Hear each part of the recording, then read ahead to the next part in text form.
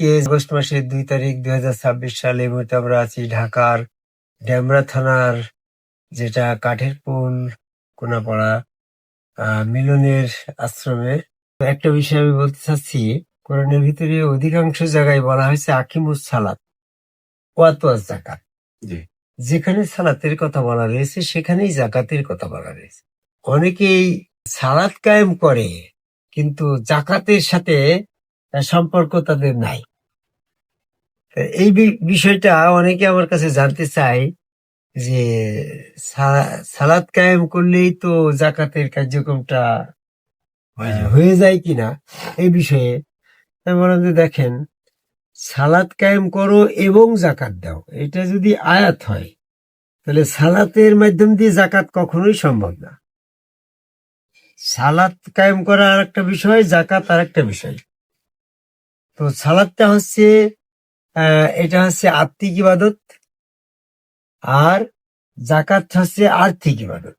আত্মিক বিষয় দিয়ে আর্থিক বিষয়ের সমাধান হতে পারে না। এজন্য সালাত কায়েম করতে হবে এবং জাকাত আদায় করতে হবে।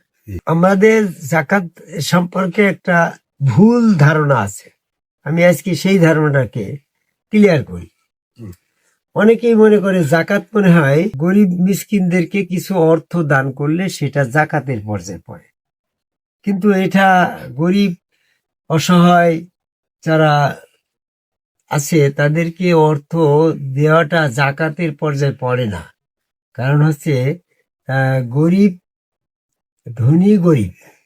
ধনী ব্যক্তি গরিব ব্যক্তিকে দান করবে, এটা আর একটা আয়াতে আছে, তুমি তোমার রিজিক থেকে দান করো, সূরা বাকারার 3 নম্বর আয়াত। কাজেই দান করাটা এটা জাকাতের পর্যায়ে পড়ছে না, কারণ দানের হচ্ছে দুইটা পক্ষ, একটা দান দাতা আর গ্রহীতা। তো ধনী দান করবে আর গরিব দান গ্রহণ করবে। তাহলে দানের সংজ্ঞাটার ভিতরে পড়ছে, দানের ভিতরে দাতা আছে গ্রহীতা আছে, কিন্তু জাকাতের ভিতরে দাতা আছে গ্রহীতা নাই। কি শৈলী বুঝতে পারছো? জাকাতের ভিতরে দাতা আছে গ্রহীতা নাই, তার প্রমাণ কি?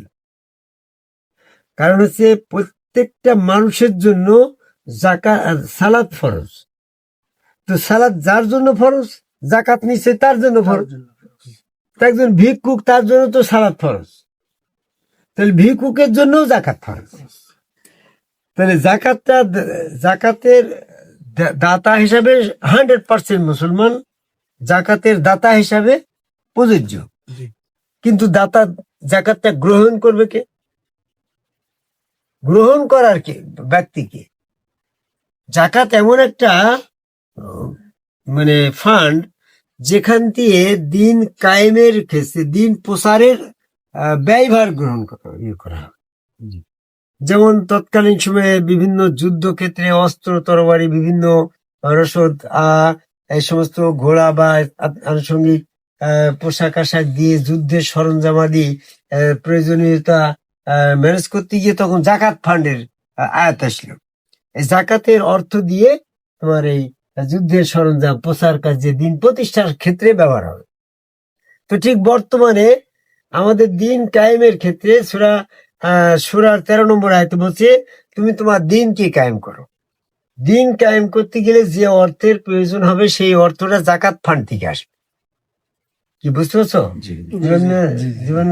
তাহলে এই জাকাতের অর্থটাকে সংগ্রহ করার প্রক্রিয়া কি, কালেক্টেড কি?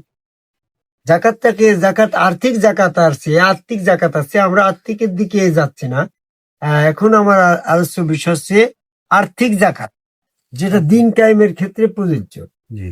তো সেই অর্থটাকে কালেকশন করতে হবে কিভাবে, কোন পদ্ধতিতে? প্রত্যেককেই যখন জাকাত দিতে হবে, তাহলে যার সামর্থ্য যেমন সে তেমন ভাবে দেবে। এই ক্ষেত্রে দেখা যাচ্ছে যে প্রচলিত ধারায় বলা হচ্ছে শতকরা 2.5 টাকা। শতকরা 2.5 টাকা বলতে যে 100 টাকা যার বেতন হবে সে 2.5 টাকা এর থেকে দিনের ফান্ডে তরিকাতের প্রচারে, ধর্ম প্রচারের ক্ষেত্রে ব্যয় করবে। যার হচ্ছে 10,000 টাকা বেতন, সে তার মাসিক ভাবে 250 টাকা দেবে। এখন তুমি 10,000 টাকা বেতন পেয়ে 10,000 টাকায় তোমার সাংসারিক খরচ করে ফেলি, ওই 250 টাকা তোমার সুদে গণ্য হয়ে গেল। 250 টাকা তুমি কার কাছে ঋণী হইলে? আল্লাহর কাছে। তা আল্লাহর কাছে ওই 250 টাকা যখন তুমি খরচ করে ফেলে তখন তোমার ওটা সুদ খাওয়াই গণ্য হয়ে গেল।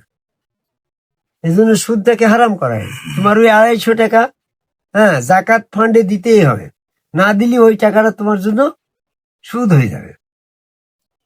আমরা যত টাকা বেতন পাই এই টাকার ভিতরে শতকরা ওই হারে, যার 1 লাখ টাকা বেতন তাহলে মাসে 2,500 টাকা দিতে, এই টাকাটা কি কাজে ব্যয় হবে? এই টাকাটা ব্যয় হবে এই দিন প্রচারের স্বার্থে। যেমন তুমি 10,000 টাকা বেতন পাও, তুমি দিবা 250 টাকা, আর মিলন 1 লাখ টাকা বেতন পায়, সে দেবে 2,500 টাকা। তোমার 250 টাকা সমান তার 2,500 টাকা সমান, কারণ এইখানে সাম্যবাদ, সবার জন্য এটারে অংশগ্রহণের ব্যাপারটা দিয়েছে। তাই আমরা যারা সালাত নিয়ে ব্যস্ত হয়েছি, সালাতের সাথে সাথে জাকাত যদি আমি না দিই তাহলে জাকাতের টাকাটা আমি যখন খরচ করে ফেলছি, যদিও আমার বেতনের টাকা, কিন্তু আমি যখন ওই টাকাটা জাকাত না দিয়ে নিজের খরচ করে ফেলছি, তাহলে ওই টাকাটা আমি কি হচ্ছে সুদ হয়ে যাচ্ছে, আমার ওই টাকাটা সুদ খাওয়ার সাথে গণ্য হয়ে যাচ্ছে। কাজে আমরা যদি সালাতের প্রতি যত্নবান হচ্ছি, জাকাতের প্রতি যত্নবান না হয়ে কোরআনের যে সমস্ত আয়াতে বলা হয়েছে আকিমুস সালাত ওয়া জাকাত, সালাত কায়েম করো জাকাত দেয়, সেই সমস্ত আয়াতের অর্ধেক অংশ পালন করছি, আর অর্ধেক অংশ অমান্য করার কারণে পুরা আয়াতের উদ্দেশ্যই বাতিল হয়ে যাচ্ছে। তাহলে এখন থেকে আমরা সতর্ক হব। যারা জাকাতের প্রতি যত্নবান হয় নাই, শুধু সালাত নিয়ে ব্যস্ত, তাহলে কিন্তু তাদের অর্ধেক ধর্ম হচ্ছে আর অর্ধেক হচ্ছে না। কারণটা কি? কারণ হচ্ছে যেমন আমাদের ভিতরে আদম কাবাই আল্লাহকে সেজদাটা হচ্ছে সালাত। ইন্না সালাতা তানহা আনিল ফাহশাই ওয়াল মুনকার, যে কাজটা করলে মুনকার নামে শয়তান পৃথক হয়ে যায় সেই কাজটার নাম সালাত। সূরা আনকাবুতের 85। সেক্ষেত্রে দেখা গেল যে আদম কাবাই আল্লাহকে সেজদা করলে শয়তান বেরিয়ে চলে যাচ্ছে, কারণ এই ইবলিস তো আদম সেজদা না করেই কাফের, আর সেই ইবলিস তো আদম সেজদা শামিল হবেই না। এই জন্য আদম কাবালাকে সেজদার মাধ্যমে আমাদের সালাত হচ্ছে, কিন্তু জাকাত দিতে গেলে তখন আমাদেরকে কি করতে হচ্ছে? আমার মানসিক অবস্থার ভিতরে ওই যে শতকরা 2.5 টাকা, 10,000 টাকা বেতনের ভিতরে 250 টাকা, এখানে আমাকে আর্থিকভাবে ত্যাগ করতে হবে, এবং আর্থিকভাবে সেটা দিনের প্রচারের ক্ষেত্রে খরচ করতে হবে। তা যদি আমরা না করি তাহলে আমাদের সালাত দিয়ে কিন্তু আমরা পূর্ণতা লাভ করতে পারছি না। সালাত দিয়ে পূর্ণতা লাভ হইতো যদি সালাতের সাথে জাকাত কথা আয়াত না আসতো। আমি কোরআন গবেষণা করে দেখলাম যেখানে সালাতের কথা বলা হয়েছে সেখানে জাকাতের। তাহলে যার যার জন্য সালাত ফরজ, তার জন্য জাকাত ফরজ। সালাত সকলের জন্য ফরজ, তাহলে জাকাত সকলের জন্য ফরজ। জয় গুরু।